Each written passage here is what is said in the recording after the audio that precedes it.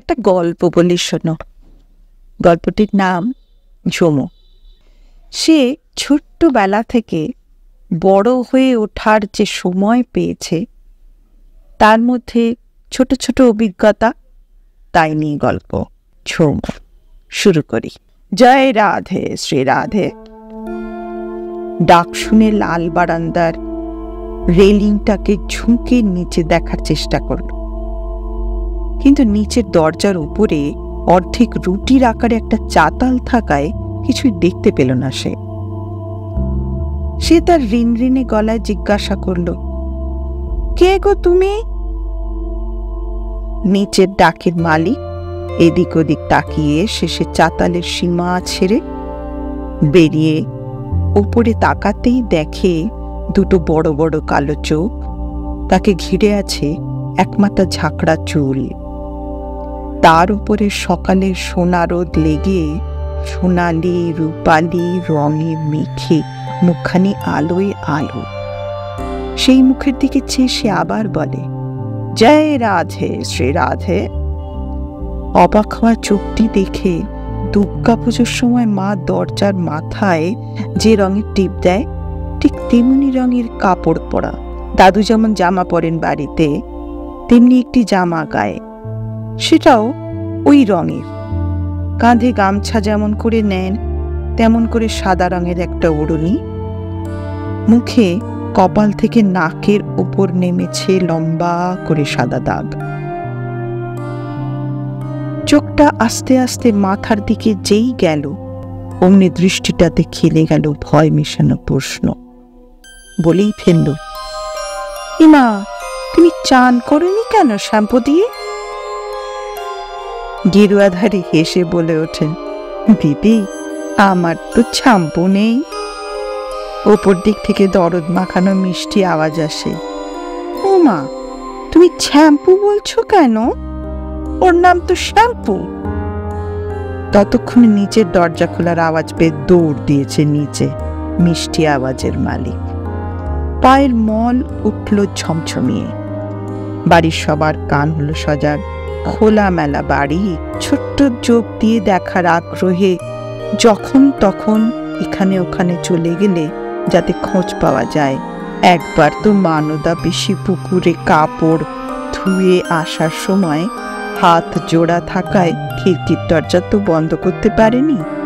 খোলা দরজা পেয়ে সে বেরিয়ে এসে দেখে এক আশ্চর্য জগৎ। গাছে ঘেরা একটা জায়গা, সেখানে জল আছে, তাতে মাঝে মাঝে বুড়বুড়ি কাটছে। সিঁড়ি দেখে নিচে নেমে দেখে মানদা পিসি জল রং করে যে পুটুলি দিয়ে, সেই পুটুলিটা পড়ে আছে। মনে পড়ল, বালতিতে জলের মধ্যে এটা দিয়ে নাড়ালে জলটা কেমন যেন নীল হয়ে যায়। তার ভারী মজা লাগলো। পুটুলিটা নিয়ে জলের মধ্যে নাড়াতেই থাকলো, কিন্তু কই রং হচ্ছে না তো। আরো জোরে নাড়াতে লাগলো। এদিকে বাড়িতে খোঁজ পড়েছে, চারিদিক থেকে ডাকাডাকি পড়ে গেছে। শেষে লক্ষণ কাকা বাগানে কাজ করছিল, জল নিতে এসে দেখতে পেয়ে তাকে তুলে নিয়ে যায়। তারপর গোল টেবিল বৈঠকে ঠিক হয় যে পায়ে মল পড়ানো হোক। হলো মল পড়া। পা নাড়ালেই হয় ছমছম। ভারী মজা তো। যখন চলে মলের আওয়াজ হয় ঝমঝম। দাদু ছড়া কাটেন, ঝমঝমিয়ে চলে খুকু, সেই তো আমার ঝুমু। সেই থেকে সবাই ডাকে ঝুমু। তো ঝুমু নিচে নেমে এসে দেখে ঠাম্মা একটা ধামাই করে কিছু চাল আলু ওই লোকটার ছোলায় ঢেলে দিলেন আর বললেন, একটু জল বাতাস খেয়ে যান। একটু পরে মানদা মাসি একটা কাঁসার গ্লাসে জল আর বাতাসা নিয়ে এলো। ঝুমু চলল ঠাম্মার পেছনে পেছনে। আচ্ছা ঠাম্মা, তুমি তোকে বকলে না? ঠাম্মা বললেন, কেন বকবো? সে বলে, ও যে চান করেনি শ্যাম্পু দিয়ে, ওর মাথায় পোকা হবে তো। এরপর এলে ওর চুলগুলো আঁচড়ে দিও তো। ওর মনে হয় ঠাম্মা নেই। ঠাম্মা বললেন, আচ্ছা এরপরে এলে আমায় মনে করে বলো। এখন যাও তো, লক্ষণ কাকা বাগানে কি করছে দেখো গিয়ে। ঝুমু ছুটল ঝমঝমিয়ে। বাগানে তখন সোনা রোদ নানান রঙের ফুলের সাথে করছে কুলাকুলি। হাওয়া এসে জানিয়ে যায় ঝুমু এসেছে। বাগানে তখন লক্ষণ কাকা ছোট্ট ছোট্ট শিশু চারা নিয়ে বড় যত্নে তাদের অন্য জায়গায় বসাচ্ছে। উবু হয়ে গিয়ে তখন বসলো ঝুমু তার পাশে। খুব মনোযোগ দিয়ে দেখতে লাগলো কেমন করে কাকা চারাগুলো নিয়ে একটা একটা করে ঝুড়িতে তুলছে। সে অবাক হয়ে প্রশ্ন করে, এ মা, কেন তুমি গাছগুলো তুলছো? ওরা মরে যাবে না? কাকা বলে, না গো দিদি, ওদের এবার অন্য বাড়িতে নিয়ে যাব। দেখো ওরা কেমন আনন্দে বাড়বে আর কত রঙের ফুল ফোটাবে। ছুপ, একটা আওয়াজ। আম পড়ল। দৌড় দৌড় খুঁজতে খুঁজতে পেয়ে গেল সবুজ ঘাসের মধ্যে আর একটি সবুজ গোল মতো কিছু। হাতে নিতে চ্যাট চ্যাটে আঠা গেল লেগে ওই কচি আঙুলে। মুখটাতে নানান ভাব। আরে, আঙুল জুড়ে যায় যে।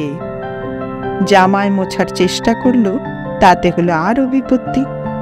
কি করবে বুঝতে না পেরে এদিক ওদিক তাকাতে চোখে পড়ল দাদু বসে কাগজ পড়ছেন নিচের বারান্দায়। আস্তে আস্তে গিয়ে দাঁড়ালো দাদুর পাশে। কে দিদি, কি হলো? মুখ বেজার করে দুটো হাত দাদুর চোখের সামনে নিয়ে এলো।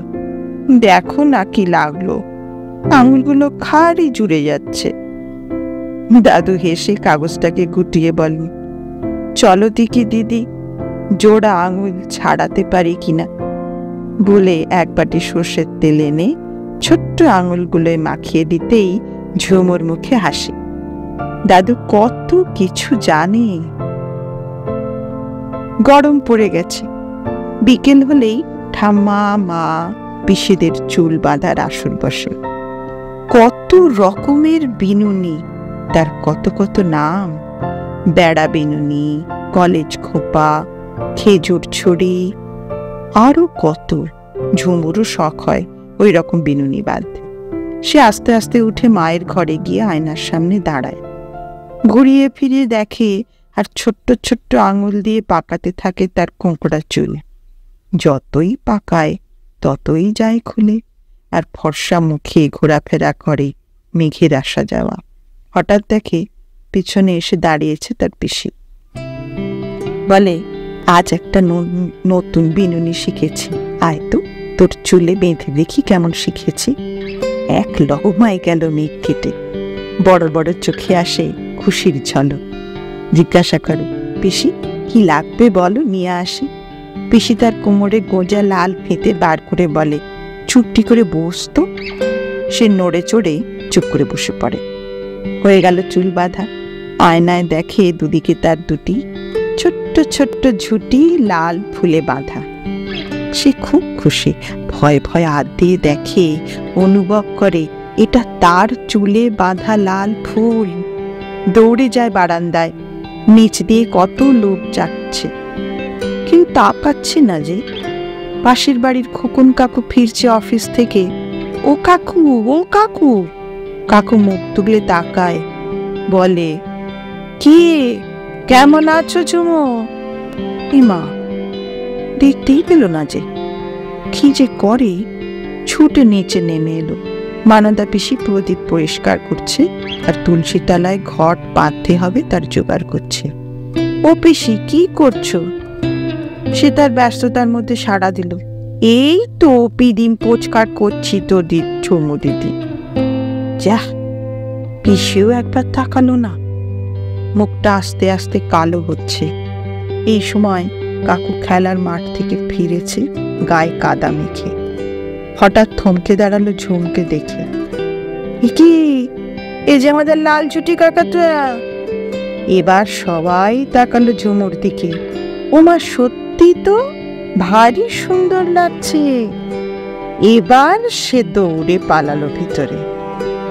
ইন্দিরা তুলসী তলায় জল দিতে যাচ্ছেন। ওই সময় মাকে কেমন যেন ঠাকুর ঠাকুর লাগে ঝুমুর। লাল পাড় সাদা শাড়ি, মাথায় ঘোমটা, কপালে লাল বড় টিপ, পায়ে আলতা। চুপটি করে মায়ের পাশটিতে গিয়ে দাঁড়ায়। শাঁখ বাজার পর সে এগিয়ে দেয় ধূপকাঠি।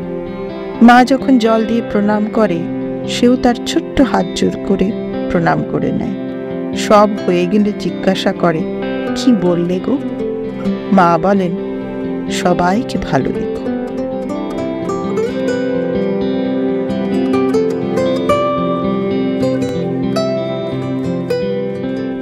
আজ এইটুকুনি থাক, পরে অন্যদিন অন্য একটি পর্বের গল্প শুরু করব।